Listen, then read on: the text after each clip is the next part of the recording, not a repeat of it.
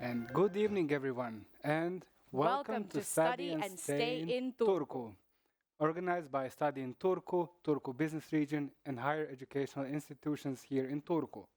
We are your hosts for this evening. My name is Megha Goswami, and I'm joined by Dado Tokic. We have both studied in Turku. We love Turku, and we're here to share that magic with you. We wish you welcome to all participants here in Medicina and all of those joining online from all over the world. Mega, can you actually believe it's been 4 years since we moved in Turku and we're still here?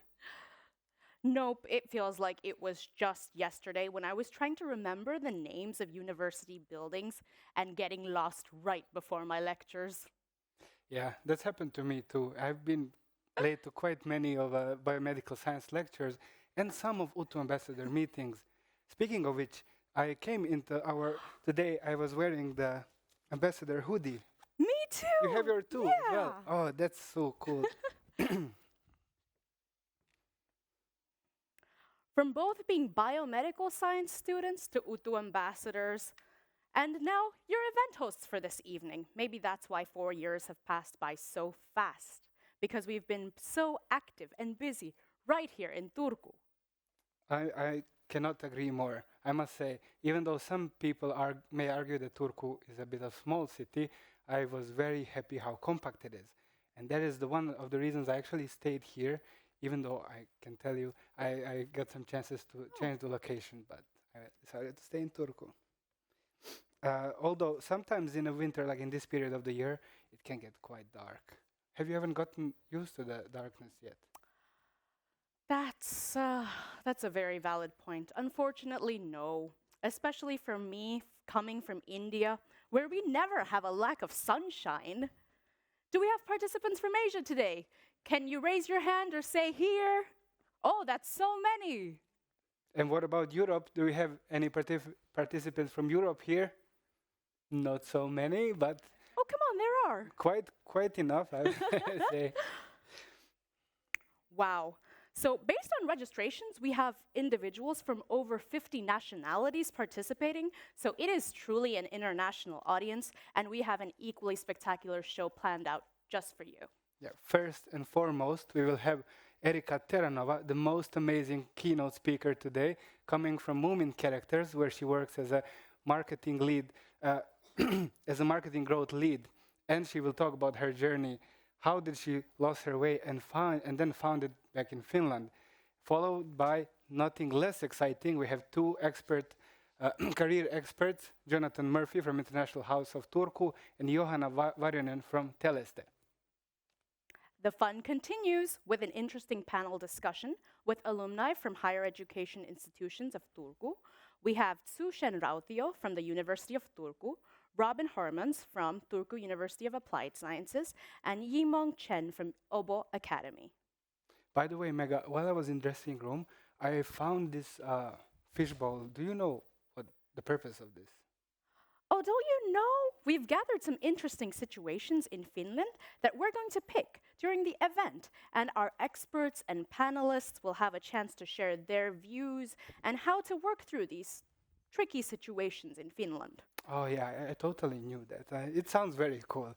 And for our for our online audience, please don't hesitate to be active. We have moderators for you that will pick up questions, and then you have opportunity to participate directly with us and ask questions to our speakers. And don't forget that we have two separate chats, Study in Turku and Stay in Turku chats that have our study advisors as well as career experts ready to answer your questions at any time.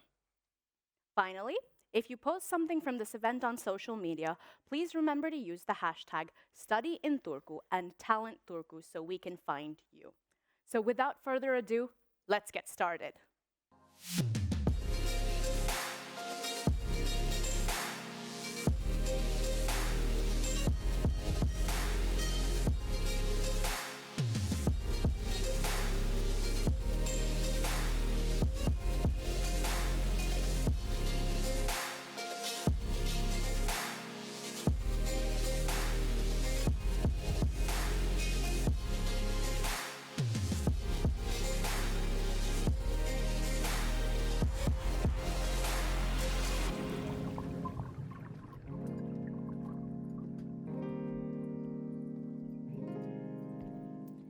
Hello, everybody. My name is Erica Terranova, and I'm really excited to be with all of you today, both live and online. And I have quite an interesting story to share with you. Yes, it's true, I was the first foreigner ever hired at Moomins in the history of the company, and I've been working in marketing in Finland for the last 6 years. I don't even speak good Finnish, or at all, to be honest. So how did I get there? Actually, the story is a little bit more complicated. So today, I'm actually going to share with you how I lost my way and then found it back again here in Finland, or an alternative title is All the Ways I Messed Up. So hopefully you don't make my same mistakes, but you can make some new ones. So let's get started, shall we? Yes, so first of all, how did I even end up here in Finland? I came to Finland in 2012, and it's actually a pretty funny story how I didn't end up here. I didn't even know that Finland is not Scandinavia. I thought that I was coming to a Scandinavian country. Finnish people, please don't kill me. But I came here during my PhD, and I came to Tampere, actually, not the University of Turku. But I did not know what I wanted to do besides academia. I thought all my life was going to be in academia, and that's what I had planned. That's what I studied for. And yeah, we can already see this is where the story starts to go a little bit sideways. But I also had no clue about Finnish culture or Finnish work culture or any of this. So what happens next? This is when things start to actually go quite badly. First of all, I got ill with a very bad chronic illness, which I still have today, and that means that for a couple of months I couldn't even walk, and I was in a lot of pain, and I was trying to finish my PhD thesis, so I was under a lot of stress, as you can imagine. Unfortunately, I also had a very not great experience with the university. I was supposed to get 2 PhDs, and I only got 1 in the end. I know, oh, so bad. But yeah, so unfortunately, what I had expected and everything that I had worked for the last 4 or 5 years didn't really work in the way that I was thinking of. But at that point, I already met my partner. We actually met on the first day ever that I was in Finland. Talk about good timing. So I wanted to stay in Finland, but I also did not know what I could do, what I could be besides a PhD student and an academic, because clearly that was not the path for me, and I couldn't really do that anymore. So yeah, this was one of the hardest times in my life, and differently from you nowadays, I was very alone. There were no services for international students. I was also the only international student in my department. And nobody really knew how to support me. I had no clue, completely no clue. So I even went to the university career services, and this is what they told me. Yeah, that I should go cleaning. Exactly what you want to hear after having studied 5 years for your PhD, besides the fact that I had a chronic disease, so even if I wanted to, I couldn't. And of course, cleaning is a totally legitimate career, but it's also not what you have been working for if you have been going through higher education. So university was not much of a help there. And nowadays, things are awfully very different, and there are great events and a lot of great initiatives for international students, but there is also still work to be done. But here is where things were really, really bad, and I also did not know what I could do. How do I go and find my way? How do I go and find my career in Finland? I was completely lost. So it comes down to trying to figure out what I'm good at and how do I sell myself? Where is the place for me and for my skills? I had all these great skills from my times as a student, as an academic, but I did not know how to market myself. I did not know even what I wanted to do. I've only studied all my life. How do I do anything else?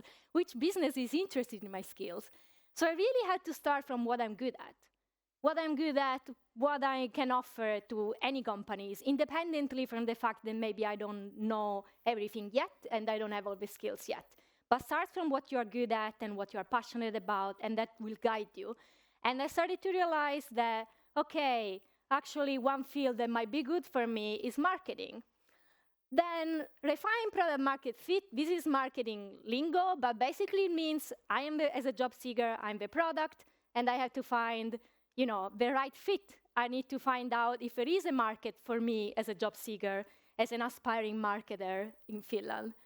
And thirdly, learn how to market myself. If I cannot explain why I'm good and which skills I can offer and what I can do for the company, why should they care about me?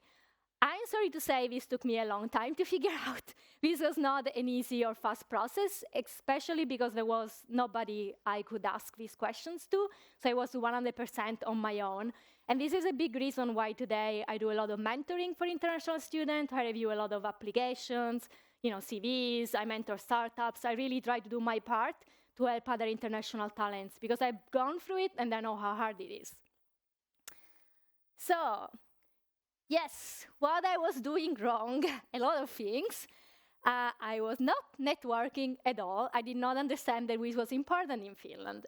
If you have read any of the research, it's very clear that a lot of jobs are found through networking.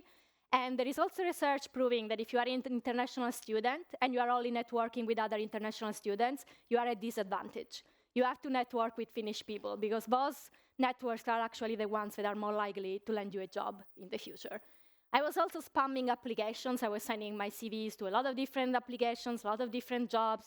I didn't really understand that, like, hey, I have to be specific. I have to really understand what the company is looking for, so I was just spamming. Also, unclear return on investment. This is another marketing term that basically means I was not able to show to a company why they should invest in me because I was not clear myself about what I could offer. So, of course, no company wanted to invest in me. And I did not have enough art skills. So I had a lot of soft skills, obviously from my years as an academic, as an international person, from my life journey, but I still didn't know what were the tech skills that were required or the hard skills, whatever, depending on your field, that you need to have in order to land a job. So these are just some of the mistakes. I promise I made even more, but what I actually started to figure out, there were a couple of things that really helped me, and the first one is understanding how hiring works. I was approaching the job-seeking process from my point of view. I was like, I'm so good, why nobody's hiring me? And then, this might sound very basic and obvious to all of you, but for me it was a huge realization. The moment that I realized I actually have to approach it from the company point of view. I have to understand what is their problem that they're trying to solve. I have to understand what is their product, what pain point does their product solve, and then how me as a job seeker, I'm supposed to solve the problem that the company is having. Because every job ad, every job post is basically saying, as a company, I have a problem, and I'm looking for somebody to fix that problem. So in an application, I have to show that I understand which problem they need solved and how to solve it. And the why is super important. So when I figured this out, I was like, oh, okay, that's why my application were so bad. So I really had to redo my CV and cover letter and rethink my whole approach until I figured this out. And then I started getting interviews right away. Another very important one, ask for advice for people in your field. If there is somebody that you look up to that is doing the career that you want, ask. Nowadays, it's so easy. You can do it on LinkedIn. I had no idea how to do it at the time. But nowadays, you can connect with people on LinkedIn and be like, hey, would you be willing to spend some time and answer a couple of questions? Lots of people will do that. Don't treat it as a transaction. Don't go in and be like, hey, you have to help me. Establish a relationship. Remember, it's we are human trying to help each other. But if you do this, a lot of people will be happy to help you. Yes, killer application. I know that for a lot of you, you are in STEM. It's not as important. But coming from humanities and for anybody doing a career change or looking for other fields, from what they studied is extremely important to be able to sell yourself in the application and also practice your interview and your public speaking skills so that you can convince people, hey, I know I don't have the perfect background for this, but I can show you that I'm the right person. And never be satisfied with what you know today. I am currently, in a senior marketing role. I'm studying product. I'm studying a lot of things. You can never be satisfied with what you know today. You constantly have to invest in yourself and in your skills. Here, there are some of the things that I actually did, and I still do to this day. As I was saying, I do a lot of volunteer. I do a lot of mentoring. I constantly learn new skills, especially tech skills. I build my brand. I do public speaking. I give career advice, etc. I'm also very active on LinkedIn. Nowadays, it's really easy to start building your network and relationship and your personal brand via LinkedIn. But also, very importantly, understand my field. I understand what is needed to be successful in marketing, took courses, practices, etc., until I know that I'm good enough to get those jobs that I want. So these are some of the things that I did. And I think it's extremely important that you start today and you don't leave it until after your studies to do all of these things like networking, building your brand, understand how to write a good CV and cover letter. You would be surprised, but I receive hundreds of CVs and cover letters from young graduates that just are not good enough to get a job here in Finland, especially as international. And this is something that, take all the resources that are available already today. Start working on it today. Don't postpone like I did, thinking that, I thought I'm going to be in academia. I don't need to learn all of this.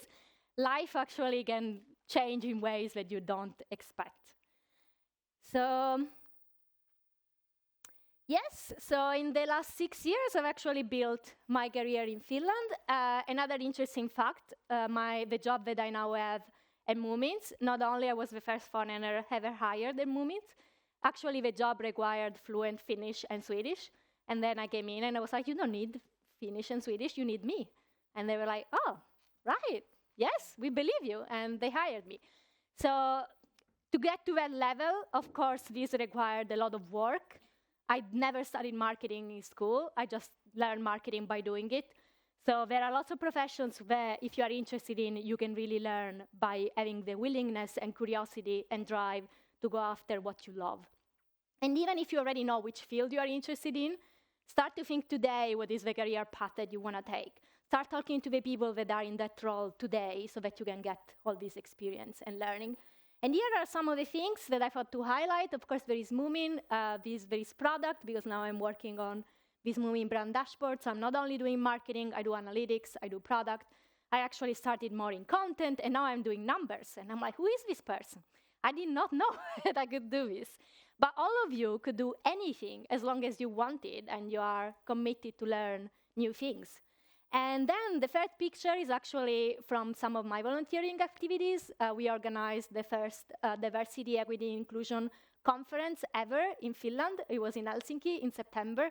So I actually give a lot of my time to push forward these causes to make life easier for international talent and international people in Finland and the Nordics. And this is a message that I also want to give to all of you. If there is something that you learn, if you manage to go ahead, bring other people with you, share your knowledge. Don't hoard your knowledge, but actually share it with others. This is the only way that we can move forward. Yes, how do you find your own path? First of all, never stop learning, never be satisfied with what you know today. Actually go after new things. Also understand where the market is going, what is in demand. If you are studying data analysis, start learning machine learning and AI. If you are interested in, business development, start learning about what are the tools, what is Salesforce, what it means to do growth strategy, all of these things. Nowadays, so much of this information is freely available. There are thousands upon thousands of hours of webinars and courses and whatever. So the information is out there. You just have to go and be curious and interested in it. Secondly, network. As I was saying, networking is essential. Don't be too scared. People are very happy to interact, to get to know you, to learn what you're doing and share their knowledge with you. And always remember, it's not a transactional thing. We are not there just to take. We are there to share. So also take that approach when you are networking. Try to think about how can I help the other person, not only how can I get something out of the other person. Because that type of relationship does not really work. Also, Finland is a very small market, so once you get a reputation, it's very hard to go past it. So be authentic, be yourself, share. It doesn't have to be, if you are not in a job yet, you can still share something. You can share your knowledge, you can share your time, you can share, a beautiful dish from your own country. There are so many things that you can share. Follow your passions. Decide what you want to do. Be okay with change and go after it. I really think this is extremely important. If you figure out something that is going to make you happy and you're going to be happy doing it every day, that's a huge part of life satisfaction. So go after what you really love. And if you don't know it yet, like I didn't know yet, it's okay to take some time to figure it out. And it might lead you to your dream job like it did for me. Yeah, so thank you very much. I hope this was somehow inspiring for all of you. And I really hope you are not going to be finished, but you are actually going to ask some questions. So thank you very much, everybody.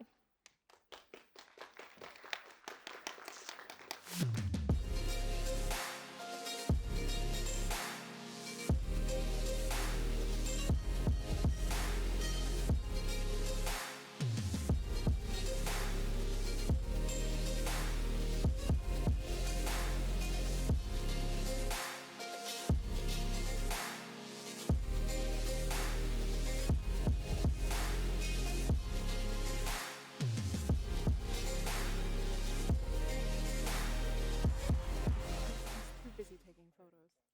No, that I'm not worried about. Moomins in my home country. Maybe, correct me if I'm wrong, it seems that it's not always focusing on one job or hunting one job.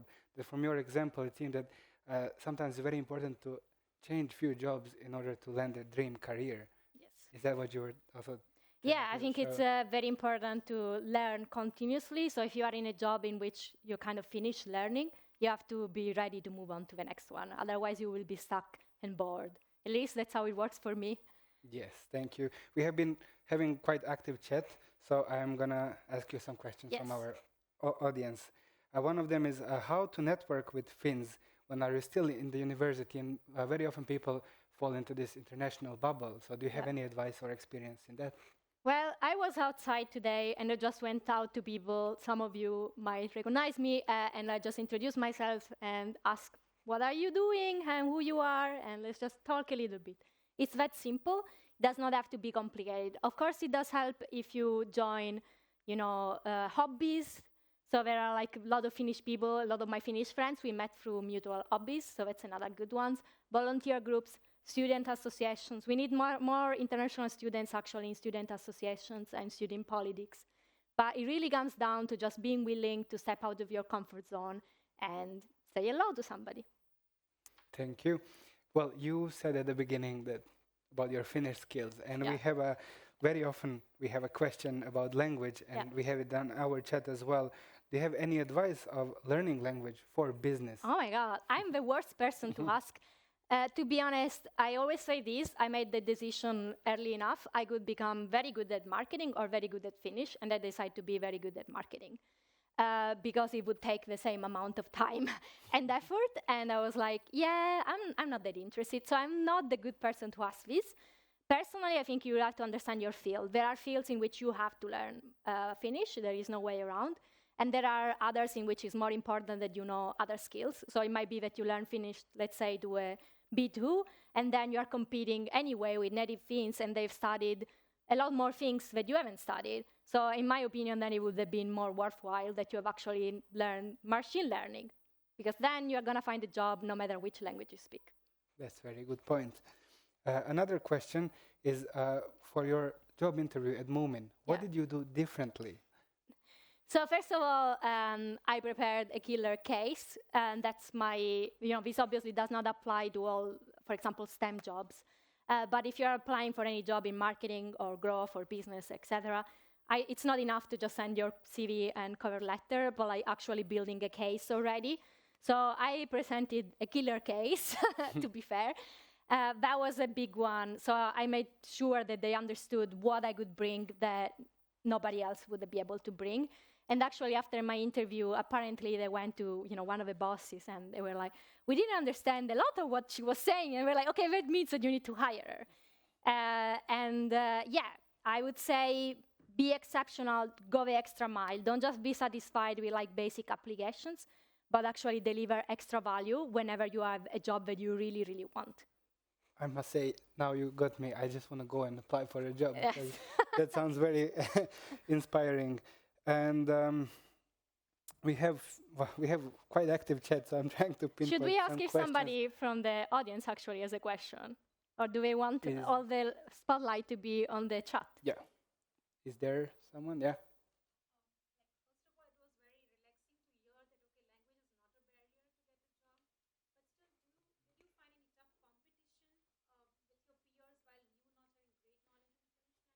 To be honest, at this point, no, because I know that I have specific skills. Obviously, this means I'm selective. If you are looking for just middle manager, content marketing, I'm not the person. They want somebody that speaks and writes Finnish, understandably. But I know which roles and which skills I'm good at, and that's what I'm focusing on. I don't want to give the message that not knowing Finnish is okay for every job. That's not true at all. So you can either decide and learn that in your job and that specific path that you are interested in, Finnish skills are not that important or not.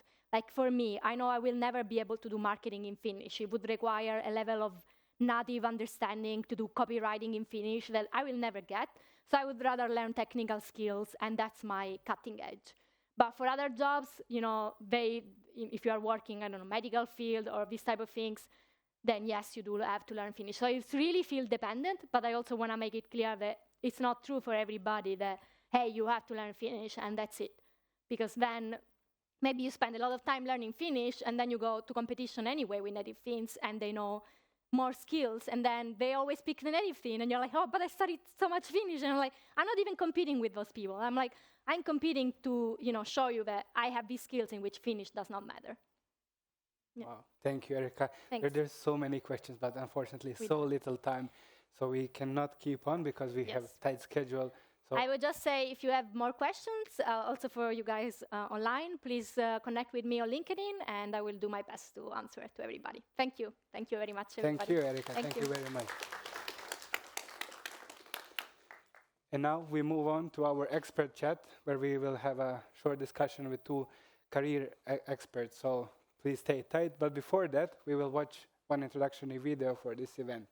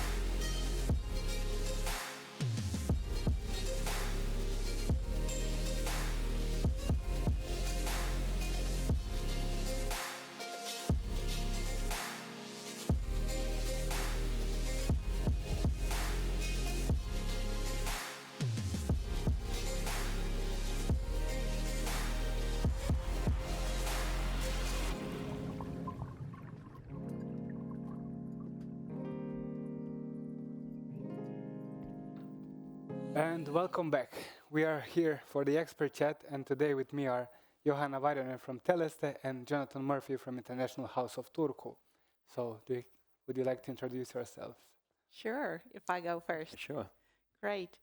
Nice to meet you all. My name is Johanna Varjonen and I work as a recruiter attracting and retaining talents for Teleste. And my previous background is in Alko and IKEA. They are more known as companies, but great experience during my work career path as well.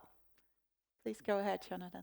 Great, thanks. Hi, everyone. So I'm Jonathan Murphy from International House Turku. I've been working here as a talent advisor for the last 18 months or so, kind of helping with soft landing and kind of talent activities and career planning for kind of international students and especially international spouses. And this is a kind of a subject that's quite close to my heart because 5 years ago I came here as an international spouse. Many of you might have been in the same situation. So my wife got a job in Turku. I'd never really heard of Turku before, and we decided to move here. I didn't really know where to get started. So I'm trying to kind of help people who are in a similar role to the position that I was in a few years ago. Awesome. We're so happy to have you here. If you remember the fishbowl from the start, so in this fishbowl we have collected some of the situations or common questions from the international students. So if you would like to maybe pick out I'll one be and the try to lucky answer. winner. Okay. Like a kind of secret Santa drawing some names out or something.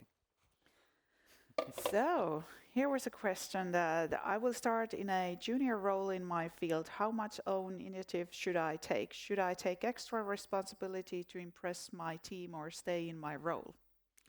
Well, it's about your passion again, about your motivation, where it lies. Sometimes it might be a great start to kind of explore quietly and look around and learn from the others, or how do you want to do? It's about how do you want to choose? Yeah.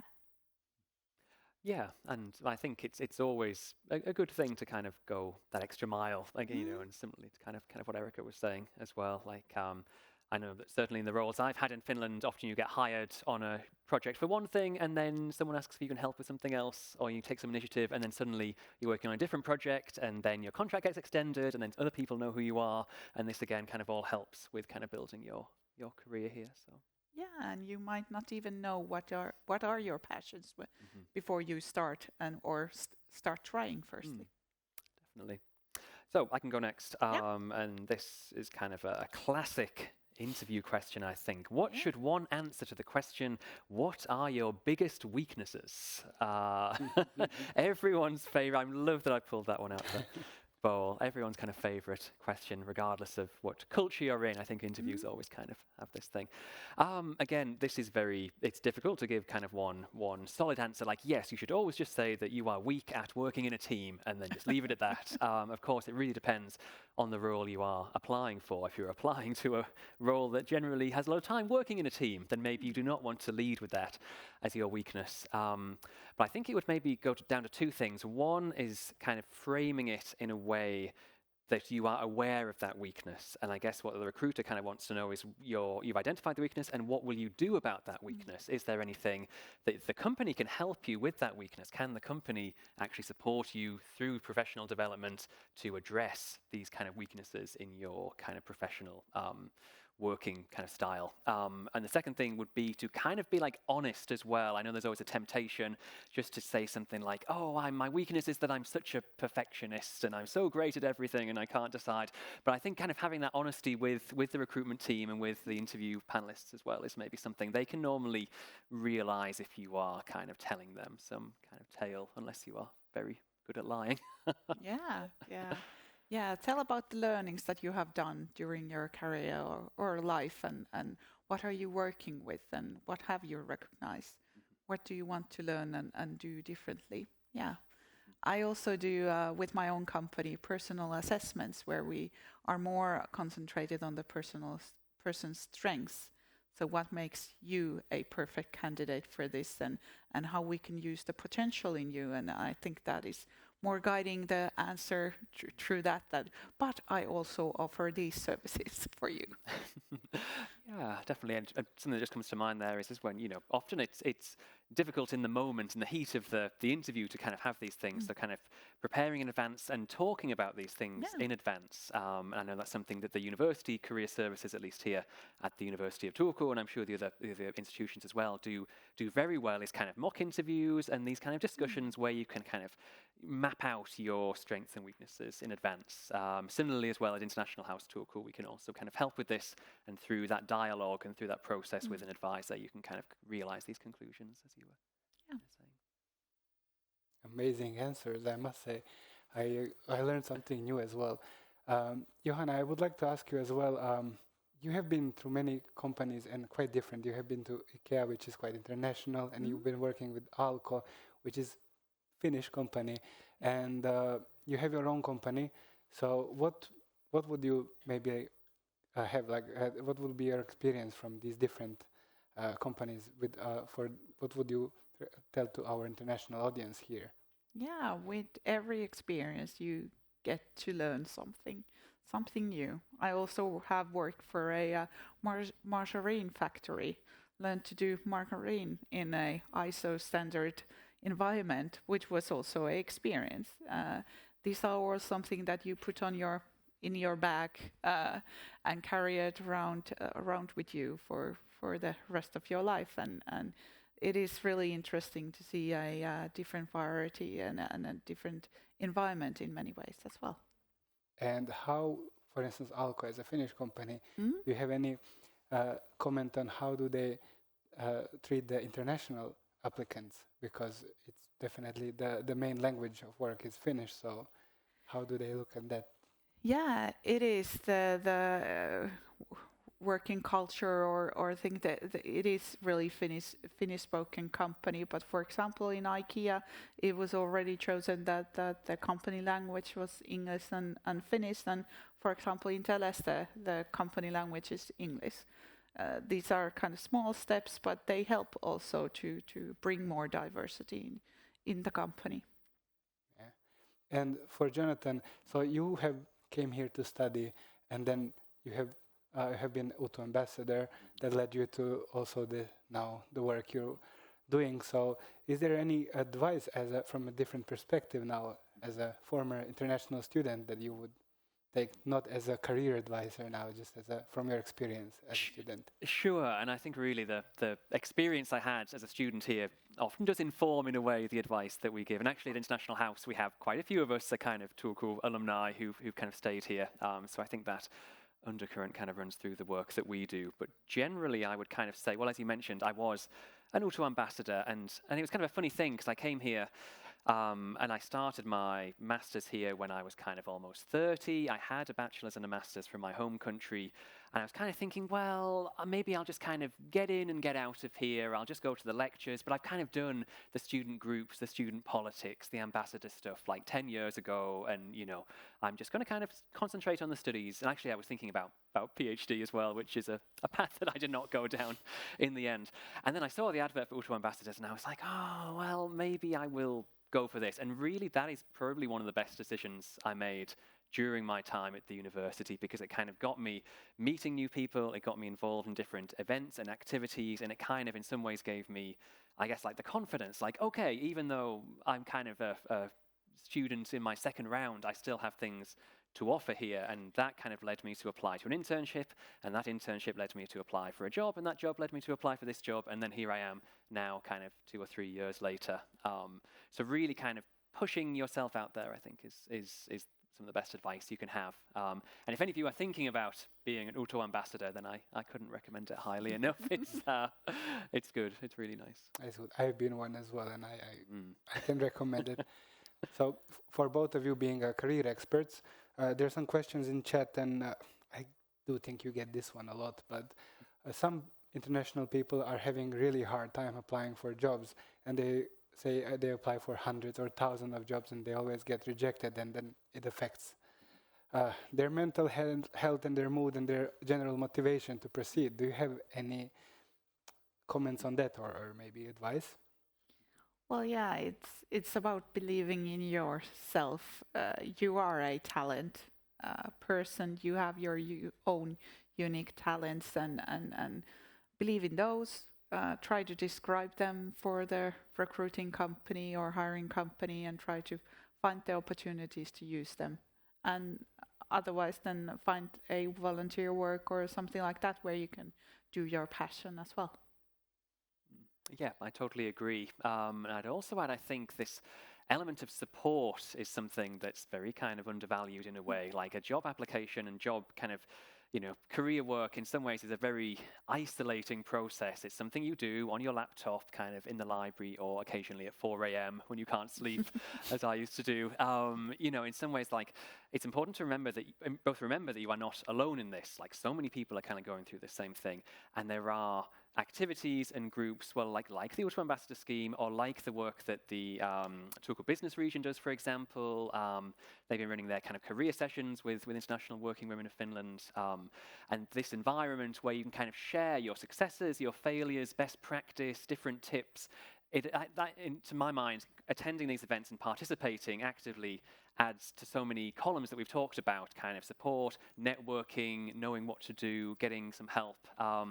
Of course, as well, if you want to go the extra mile, then you can also visit the career services at your university, or you can visit us at International House and kind of talk about these issues. And we're not saying, I don't think any of us are saying that we can kind of guarantee you jobs, but maybe just the act of sitting down with someone and actually exploring your own skills and history is quite a useful thing.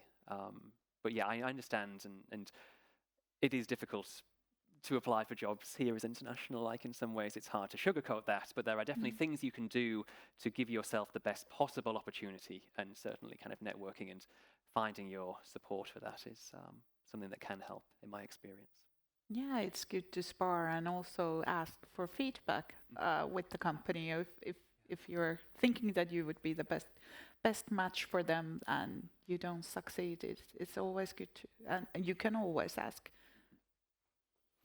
Jonathan, you mentioned a bit earlier that it's sometimes hard to apply for the job in Finland as an international.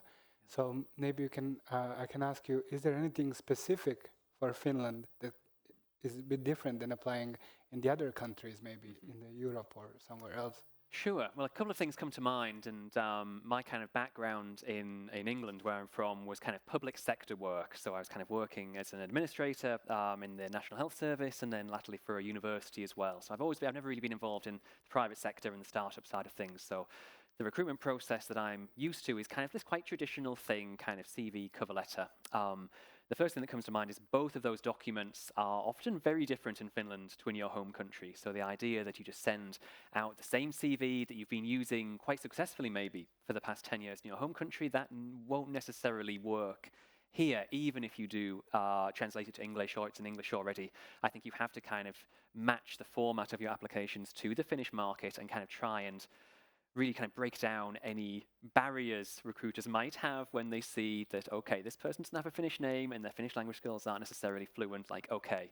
And like Erica said, you have to kind of promote yourself as how you can account for that. So definitely think about the documents that you apply for. I will say something for Finnish language. My Finnish is not fluent by any means, but I did, the first year I was in Finland, I went on the kind of the integration path through the TE office, so my Finnish got to around B1 level.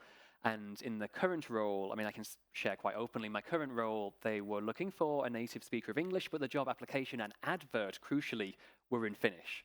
And the interview process was kind of in a mixture of Finnish and English. So in that sense, the Finnish language doesn't necessarily always help me in my day-to-day work, but it helps me see the opportunity in the first place. So I'd say getting to a level where you can at least be comfortable reading a Finnish jobs board is a very useful tool, and something that you wouldn't have to do in your home country, of course.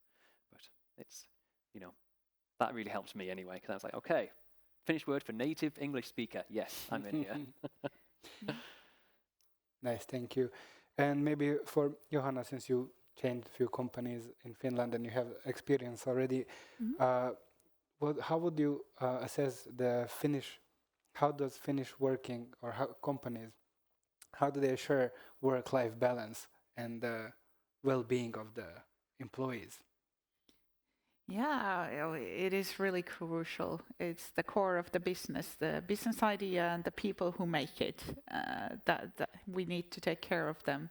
I think the Finnish working life is pretty known for a balance in a way that we kind of follow up the working minutes or hours in job and offer services for balancing it. But it's about kind of finding your own strengths with your free time and building up your energy. It is a terrible place if you every Monday think that I don't want to go to work.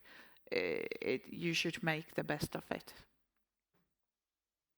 Yeah, thank you. And well, maybe a question for Turku, because Turku is quite a small city, but I would say personally that there are many things going around, like Turku business region. There's many companies, and it's expanding more than ever. Do you have any maybe tips for smaller cities like Turku, and how internationals would find something here when maybe market is maybe flooded with applicants?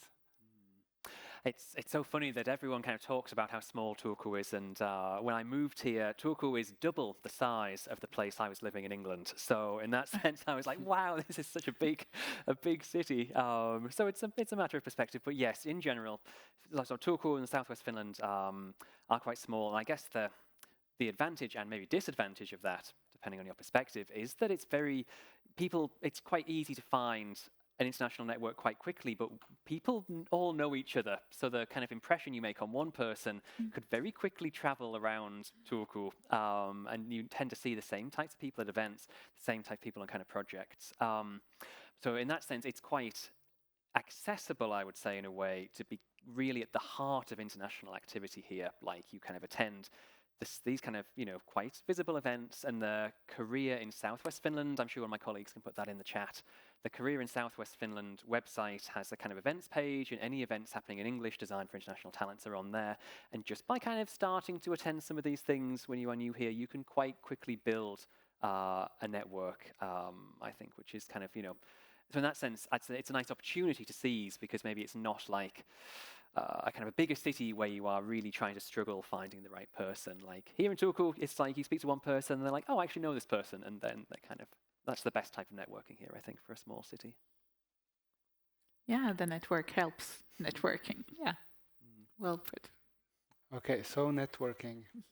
Yeah, and networking, I think, is something that we all say networking, and I guess maybe preempting a question, or a question that we've had at previous events has been, well, how exactly do you kind of network? What's that kind of line between just applying cold for a job or being that person who stalks the recruiter and kind of knows exactly where they'll be? And it's like, oh, hi, here's my CV, by the way. There's some kind of balance there, I think. So, generally networking, I think you've got kind of the two aspects. One would be attending events, not just events, as I mentioned, for internationals, but you can also, as an international here, you can, they don't always advertise it, but you can attend events that are run in Finnish. You can attend different careers things. I'm thinking like the TE office and the Turpista, they organize these kind of meetings with different companies on a weekly basis on a Tuesday. Normally they're advertised in Finnish, but we've had, friends of mine and colleagues and clients have gone along with a CV and just like, hey, this is my Finnish level, here's my CV in English. Like you can still have that conversation with recruiters. So kind of being, bold in that sense is very useful for kind of networking. So not just kind of, seeing an event on a website, but kind of taking some initiative and going to actually meet people, I guess. Yeah, now when live events are possible again, it's great to kind of, when there are open doors or events like that, for the companies, and then finding the right kind of network for those people working in that area.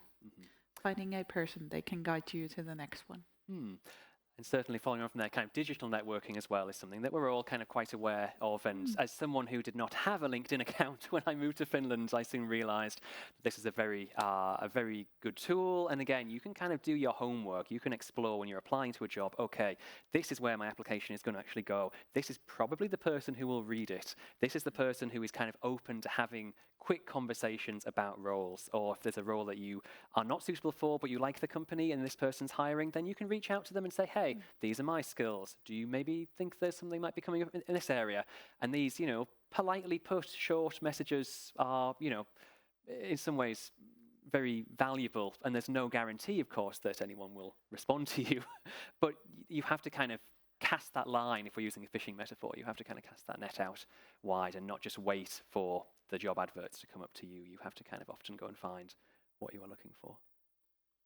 And while we talked about many people struggling to find jobs and applying for many times, what about people who are starting from scratch, so they don't have much experience? Do you have any tips for them maybe? Yeah, we all have started from from the start. I didn't speak Finnish when I was born, so there are always opportunities, and I might not even end up as a recruiter for the rest of my life. It is about kind of exploring and understanding about opportunities where there might be your passion. I, for example, started with the store management roles earlier in my past, and now I'm doing HR. Done some EDI work as well, and these are all kind of learnings from the career. It is only about to start, and maybe sometimes fail fast. Then it's not my cup of tea. These kind of industry, for example. Definitely, and I think it's really kind of remembering that your own value in a way, and finding kind of what you are good at. And even as someone who has just gone through high school and then came to Finland for their bachelor's, let's say, and then graduated, and you think, okay, I have no work experience. What am I going to put on my CV? Then you have to start really exploring kind of what you have done, the type of skills you used during your studies, whether it's kind of writing reports, whether it's giving presentations, group work, solo work. That can all be added into a CV. Any extracurricular things you've done, any part-time work you've done, and really, we have a lot of clients in International House who have a part-time job, and maybe it's not something they want to do after graduation. They might be working in a restaurant or cleaning or something like that. And it's, well, I don't really put that on my CV because I don't want the recruiter to really think that I do this kind of work. But in many ways, kind of having that job experience, that real working experience is valuable. Again, depending on the type of thing you're applying for.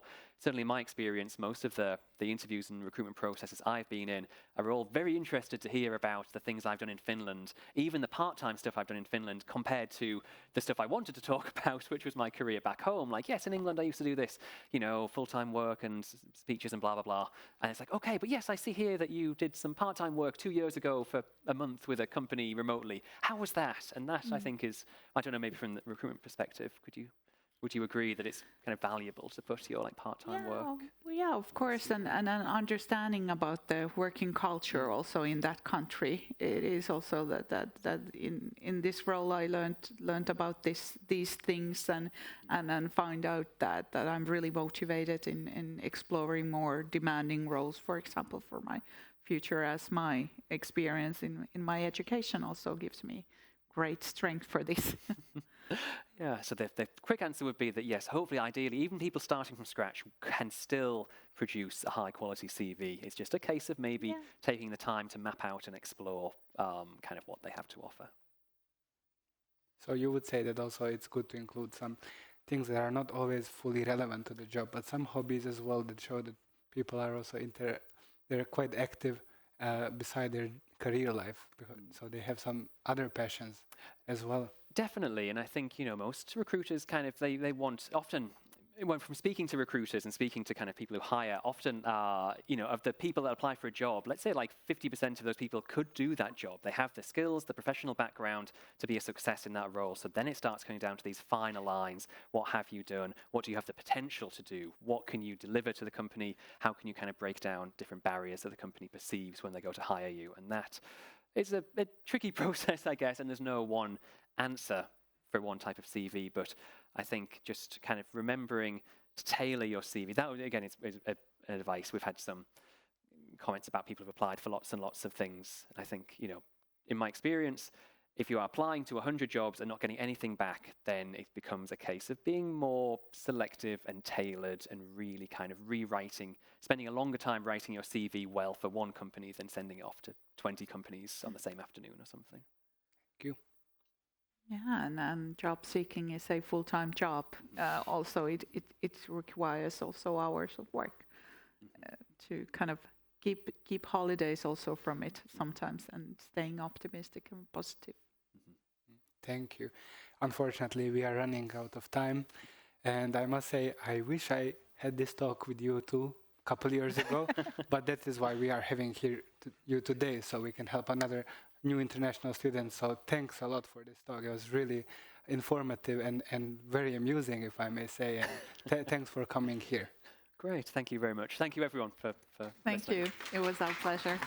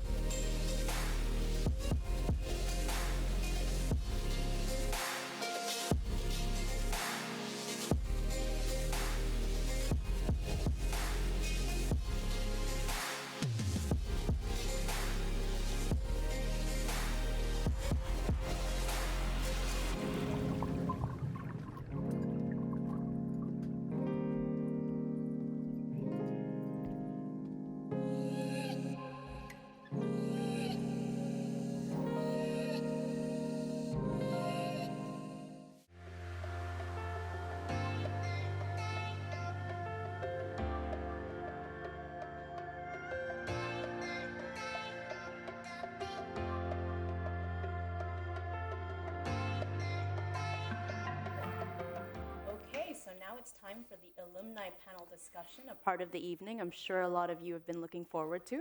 Today with me, I have Robin from the Turku University of Applied Sciences. I have Yimong from Obo Academy and Tsu Shen from the University of Turku. Thank you for being here today. Robin, can we get started with you? Could you please introduce yourself?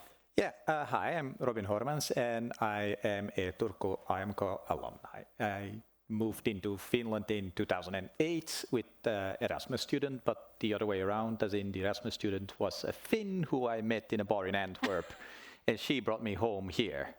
So that's how I ended up in Finland and eventually studying here and, well, staying here, because no longer girlfriend, wife presently, so.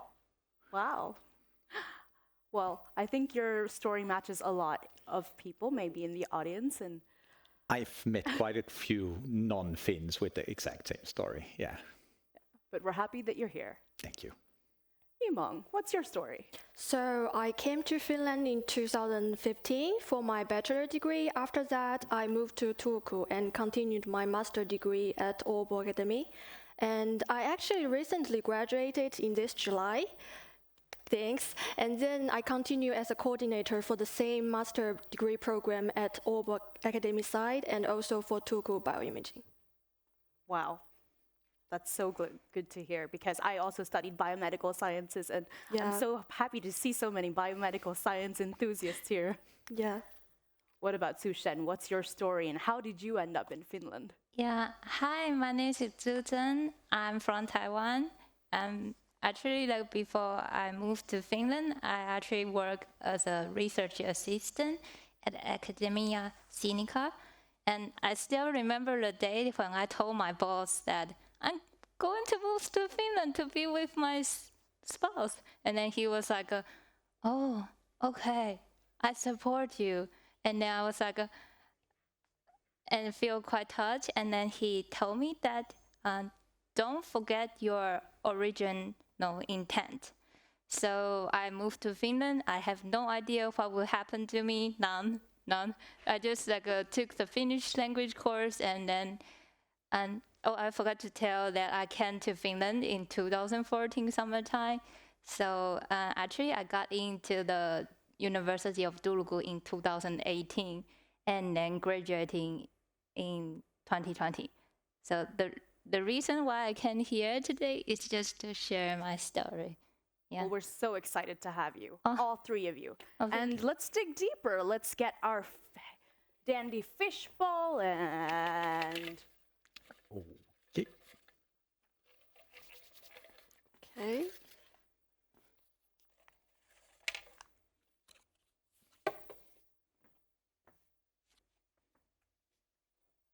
So whenever you're ready. Okay, so my let's- question is, I have been sending tons of applications, but no invites to an interview. What should I do differently? Yeah, I think basically all of us have sent quite a lot of application during the application time. You just have to be patient, and also usually for my personal experiences, if I found you could send application on LinkedIn, I still send email to the manager or who mentioned in the application, and to just light it up that actually I'm really interested in this position and I have been sending the application, and get more impression. That's a by the really person. good point. Even calling them if they have a phone number mentioned. Yes, that's also a good way. Yeah, I think it helps to stand out so that they remember your name when they're going through the applications. And Yeah, of course you should not just call and say hi, but have a real genuine question. yeah. But that's always a good way to get noticed before the application stuff even starts. I got a question. How should I tell about myself in a Finnish job interview? Should I be modest or bravely highlight my strengths? I think it's a bit tricky. It depends on the company, like the style. If they are more like American version of company, then you can be a bit more bold and then emphasize your strength. But I think normally in Finland, you have to be modest, but you also emphasize your strengths and not exaggerate, but just try to bring out the point that I am good at this and I can bring something valuable for your company, but in a very genuine way, so the company maybe will be willing to give you a chance. Yeah, I agree. Yeah. And I mean, if bold is who you are, that's who you should be. Yeah. I don't mean that try to hide yourself, but just like need to be aware that there's a cultural difference. Yeah, but it's good to stand out as well. Robin, what about you? What did you get? I have years of experience in my previous career, but I am starting out on a new field now. How should I describe my experience in job applications to show my background, but not look overqualified for the entry-level jobs in my new field? That was a long question. Yeah. How should I? I have to say I haven't been in this position. I haven't externally changed roles that often. But I've done it internally quite a few times, and basically,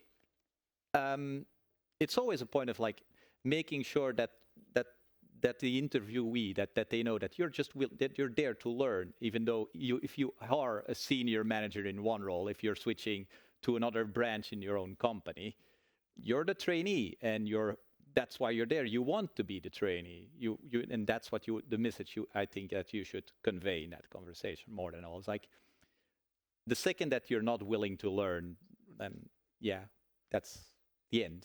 Yeah, exactly as Erica and Johanna said, that learning is a continuous process. We can't stop, and that also applies for if you're applying for a completely different field or a new job. As well, as long as you show that you're willing to learn, you're going to open doors that were previously closed. Okay. Maybe let's get started with some questions.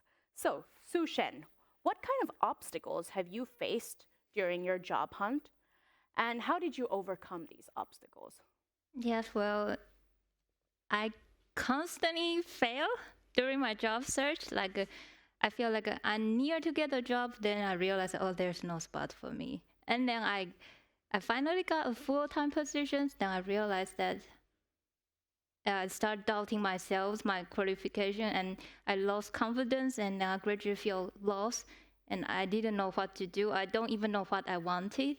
So that was like when you apply, it's very easier to get lost. And I remember when I tried to do the job search after leaving the academia, I was mainly focused on R&D jobs. Really focused, just R&D job in the relevant fields, and also the work require English only, because I know I can perform my best in English. So actually the choice that I said was very limited, but somehow I got some interviews, but I didn't get the final job offer. So then one day but I realized over time my cover letter skills become better. And one time I saw the R&D jobs, and then it's in a corporate. So I was quite excited, but I was telling myself, don't think too much about it. Then I just apply, send my application, and then after a week that I got the interview invitation, and then it was 45 minutes video call, and everything seemed smoothly. They were very friendly to me. And then I think after a week or two that I got the phone call from the hiring manager. And then he told me that he was very satisfied with my performance. And then he will recommend me that next time if I apply the job, then he will recommend me. Then he was thinking that he was delivering a sad news to me, but for me, I was very happy. Oh, finally have someone recognize me. And then because of what he said that to me, so I decided, okay, maybe I will try this chance. So after 3 months, I decided I write an email to him and then say to the hiring manager, hey, I really want to work in the R&D job, R&D department, then I'm willing to take any opportunity to just gain the experience there. And then he was like, okay. And then he said it was an unpaid job, but I was just really hoping to get the experience. Hopefully I will get the offer. And then he was saying that, okay, he will try to discuss, but he's not sure whether he will make it. But then after that, I did get into the corporate, and then I got the work ID, and then very nice supervisors, and very cute and thoughtful mentor, and a group of lovely Finnish colleagues that I really like. So I was really truly integrated in the company. Of course, just really thinking with my R&D lab colleagues. But then, life is very unexpected. Sometimes you plan very well, but then it didn't work. I just gradually feel like, it seems like there's no spot for me. So I just feel quite lost because I like the environment, everything seems very well. But then I feel like the cycle is like a job search will begin after the contract ends. So I decided to leave. Even people think I'm a quitter, I just feel like I need to keep going. So after 3 months, I sent another open application to start a company. So I just asked hey, I'm really interested. I want to apply for being an application scientist. And then on the same day, the company responded to me. And then it was really friendly and nice. And then I think it was really fast, too fast for me. In a very short time, I got the interview. And then I think within a week, I got a full-time position offer. But then when I was working, I started to doubt myself that I just didn't know who I am and what I am. I just feel quite lost. And then eventually I become very depressed. I just basically kind of like a sad couch potato at home. And it was really tough. So then I started to think I miss my old confident self. So I just start reading my old notes and then thinking about, I miss my own time doing the science. I really miss it.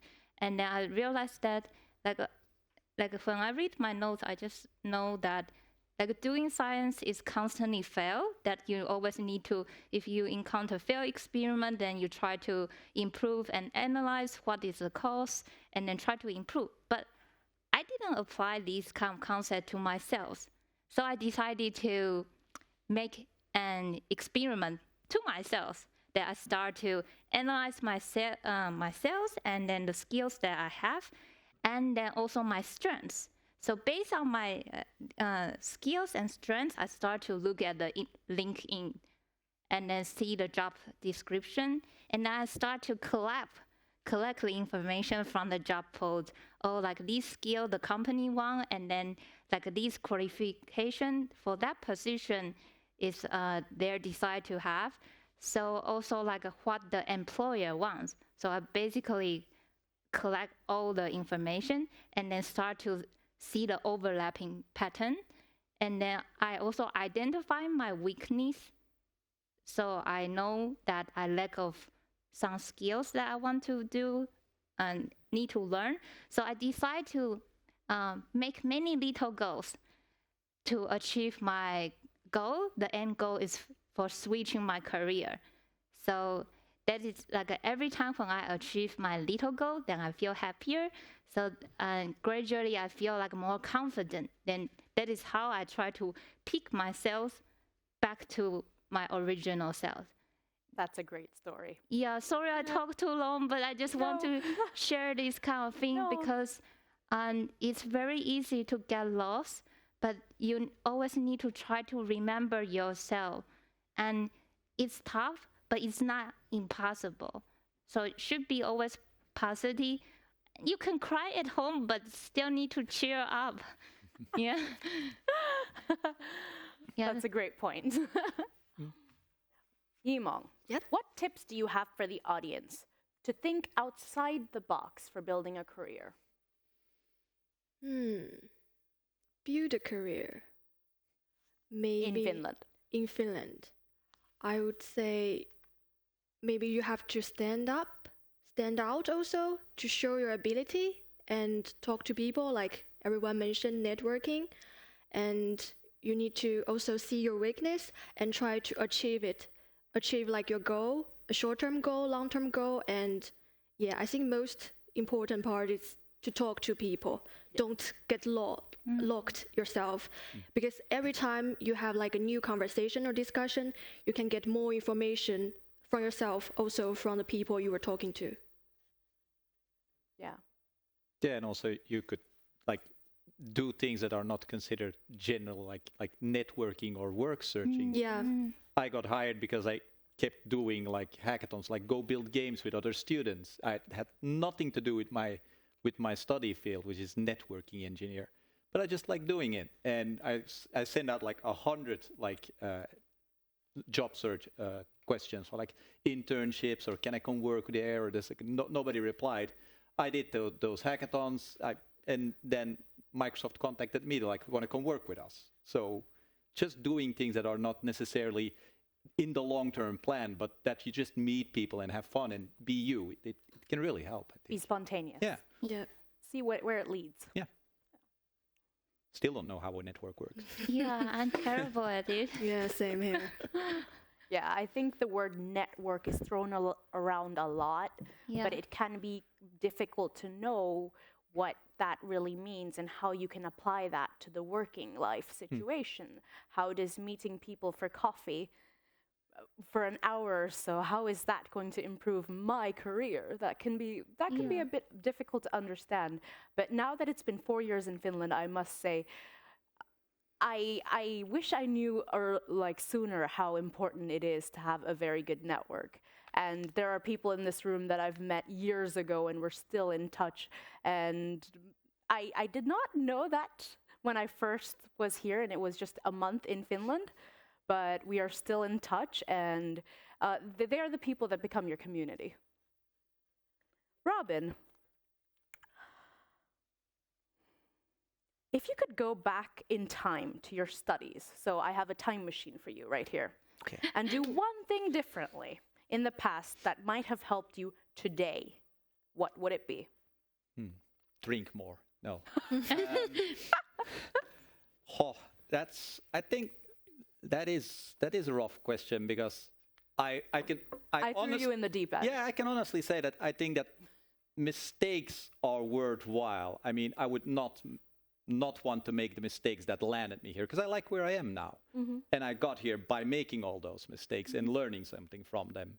So if I would go back and not make that mistake, would that then take away the opportunities I got by learning from that mistake?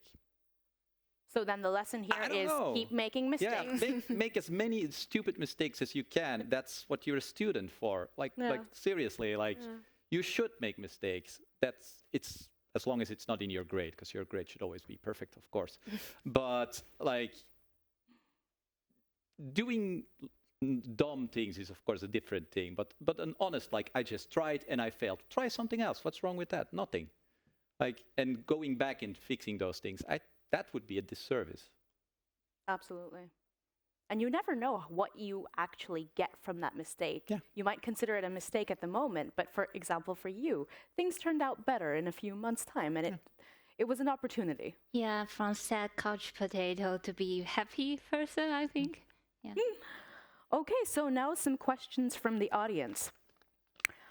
How long did it take until you felt financially stable after starting job hunting? Who wants to take this one? Financially stable. Wow. Well, that's very dependent on like context, of course, but personally, immediately, because I'm lucky enough to be European, so my school was free. I was already living here, so I had already paid taxes. Okay, I was cleaning a boat while paying those taxes, but it meant that I got like support and all those things. So, and well, student life is really cheap. Like if you think about it, in Finland, student life is so You're thinking cheap. about the lunches, aren't you? Yes. I'm so sad my car ran out and I have to pay full price now. Same. It's the worst part. yeah, it's the realization. But quite quickly, honestly, I would say months. That's great. Yeah, Yeah. But yeah, no debt, no nothing. You might be so- financially smart as well. Well, or, frugal or cheap. Okay, moving on. How do you experience the Finnish working environment from the perspective of diversity and inclusion? Oh, this I can say. Actually, I think Finnish people are not that, how do you say? They are quite funny. Like I usually the coffee break, I usually bring different kind of Asian cookies, and then shock them. Like let them try and then see how they react. So then I also got shocked by their reaction, and then we have like a topic to talk. Like it would be kind of awkward for me because my culture is like if it is in the coffee room, then everyone is like very silent. It's just very awkward for me. So I usually will bring some weird cookies and then, hey, do you want to try? And then some say, no, I don't want. And then I will like, hey, do you want to try? And then create some funny topics. I think it's quite, you can try it actually. And even they say no, then you're fine. Then I find someone else to shock them, Have you gotten over the fact how much coffee Finns drink by now? Yeah. It's just like, how do their stomachs last Yeah. that? Like, Actually, before I moved to Finland, I don't really drink coffee. But then when I moved to Finland, I also drink a lot of coffee. Yeah, same here. It's just weird, but I don't know why. Well, especially in November and December. Can you just feel depressed? I need coffee. And also tea. Okay, can we take a question from the audience next? Does anyone have a question? Then we continue.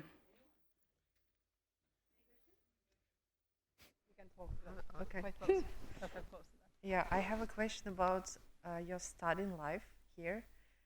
Did you have any opportunity to work during your studies, and how it was? Because, for example, when you're international, coming to here and studies, it's maybe your parents can pay all your studying process, but sometimes like you just have to rely on yourself. So do you have any opportunity to work during your studies in Turku or in Finland?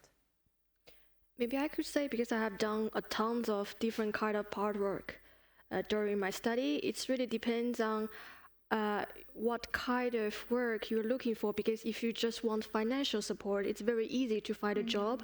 Like I feel like all my classmates or people I know, we all cleaned the boat before and restaurant work and bartender, stuff like that. And then eventually you could find something actually related to your study, maybe like an internship or summer job that actually paid a little bit more than a normal part-time job. And also you can get some experiences from that kind of stuff. So you've been there, you've done it all. Yeah, a lot of stuff. a lot of people have missed that first half an hour of the morning lecture because the boat was late. Yeah. But I think like at the university, at least from the Turku University side, they actually have like a Unicom program. I think so. Have the basically you go to you apply for the Unicom, and then you can get internship with the companies, and probably it would be easy way for many students to land a job eventually, and also the internship. At least like based on the website, they say they pay. So yeah, I think for student you should try that for sure. For master degree student, for PhD student, I would recommend that if you're not into academia, then you go for that chance too. For sure. I'm sure our friends can leave the link to the Unicom project, and that can be useful to many. Yeah. Okay. Let's hear it. Actually, I would like to ask something about sometimes some of us have like academics and then work experience prior to coming to Finland. Maybe we have bachelor's and master's and we are repeating some of the degrees here, and some people might have long years of work experience.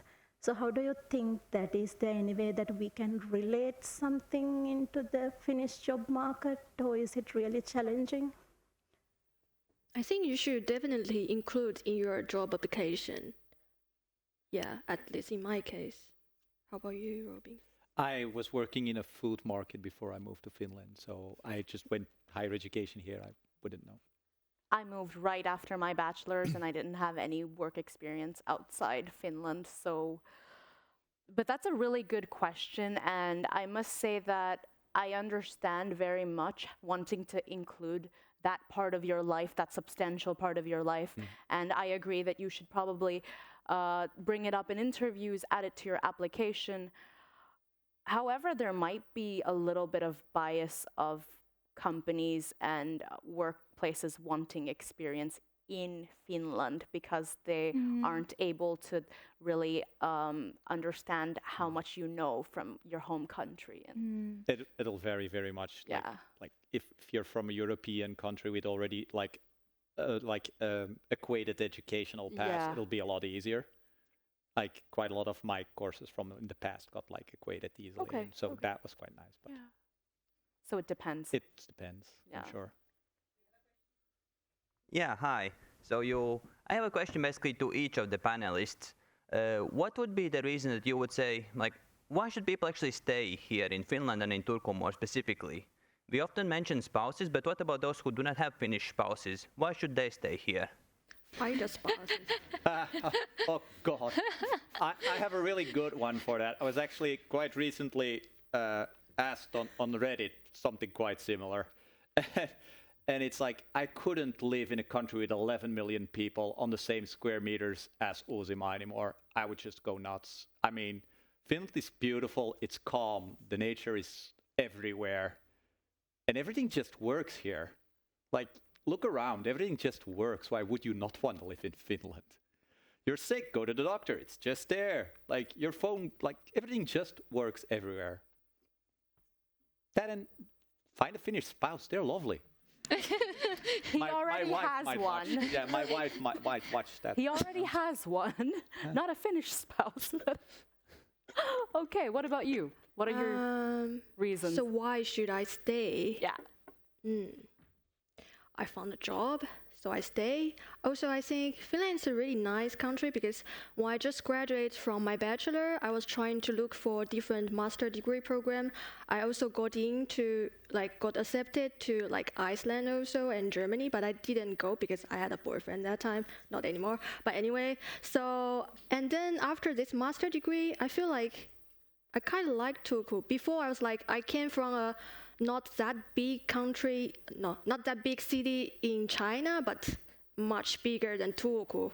And then I came here, and then, yeah, it's lovely. You can basically reach anywhere by bus or by bike or even by walk to the center. So, convenience. I like Finland because it's work-life balance. I think for many Asians, we are kind of stressful. We will appreciate the work-life balance. There's not so many extra work. The boss will say, okay, you can relax and then wait, and then you should take care of yourselves. And also I think Turku nowadays is really focused on biomedical science and the technology. So I think for many people from that kind of backgrounds, it would be really nice choice to stay in Turku. And besides, I like the natures and the weird animals walking around. You actually can see the fat pheasant walking around, or foxes in Turku. Just if you are in a student village, you actually can see a fox pass by. Yeah, so it was really nice city. The city rabbits. Yes, also a lot of rabbits too. I also actually chose Turku because it seemed like a great place for research. Yeah. There are so many good research groups here. I think you were interested in cancer research. Yes, basically I was in Jyväskylä before, and I was like, yeah, I'm going for cancer research. And then I decided to move to Turku, and then when I came to Turku, I was like, oh, but I don't have a master's degree yet. No one wants to take me. So I was like, okay, then I prepared to get into the University of Turku, and then then I did do the cancer research, and even for my application scientist position, I was also doing the relevant field too. So it was a really important field for me. Yeah. Yeah. I also thought it's perfect for research, and right now I'm a Yes, marketing coordinator, so Yes. plans change. Okay, so to what extent can you use your major-related skills and knowledge for your job? Wow. I don't do anything even closely related to what I studied, so Good to know. I guess I proved that I can learn mostly. Yeah, major skills. I learned how to plan and study, and that's what I use mostly nowadays. Is in my managerial role. So that's about it. But I got there by using all the things I learned. So Yeah, the only thing is it's a road. it's a road. It's always gonna change. Yeah. Mine is quite close because I graduated from this master degree program and I got into the master degree program, so it's connected. So you know it really well. Yeah. I think my battery run low. So can you say again the question? Yeah, or we can take another one. Okay, The okay. question was, to what extent can you use your major-related skills, so the things you've studied at your current job? Oh, I can basically use my background and knowledge and then to push further. Not always focus on the R&D part, but I can actually bring the connection, like the companies, if they want to link to each other, I can be the bridge. You know, I can use my knowledge and to I know this company want to do cancer research diagnosis, and I know in other countries this company still lack in the Finnish marketplace. Then I can try to connect them. So it's not like a very fixed term that I have to be in R&D, but it's I can use those knowledge. I can be the bridge. So it's you are trying to transfer your skills to a new career, but you are not losing your old skills. Yeah, that is what I think. Yeah. Okay, Yimong, one last time machine question for you. Okay. What advice or what wisdom would you give your 20-year-old self? I'm still 20-ish, so if I went back to 20, I would say party more, go out with friends, meet people, participate in different kind of student events. It's very interesting, and try to get involved also in the student association. Yeah, I think it's very important because the culture is so different. When I just came here, I was like, how do you become friends with people? And our Finnish teacher just say go drinking, go to the bar. That's how you meet people. That's how you make friends. Yeah, because I start my master degree during a very difficult time. It's 2020. It's the most serious time of pandemic. So I had all my lecture in the Zoom. You can imagine how challenging it is. Especially we are studying biomedicine, so there's a lot of practical work, and we just watch some YouTube video or something like that. So definitely just go out and meet people, enjoying the life. Yeah. And you have to make up for lost time.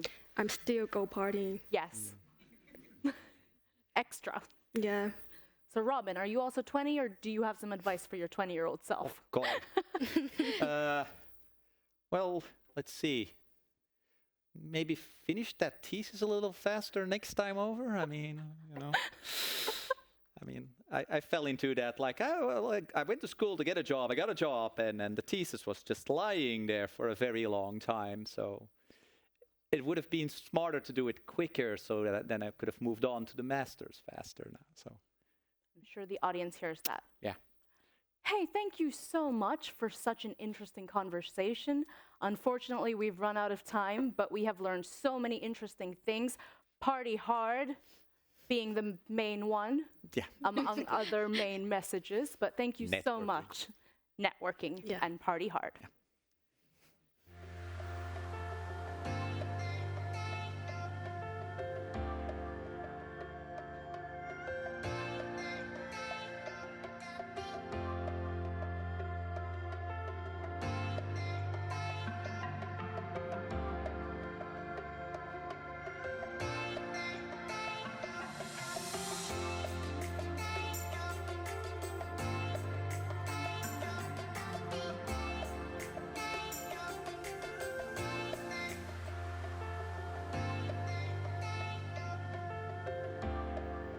Wow, what an evening it's been.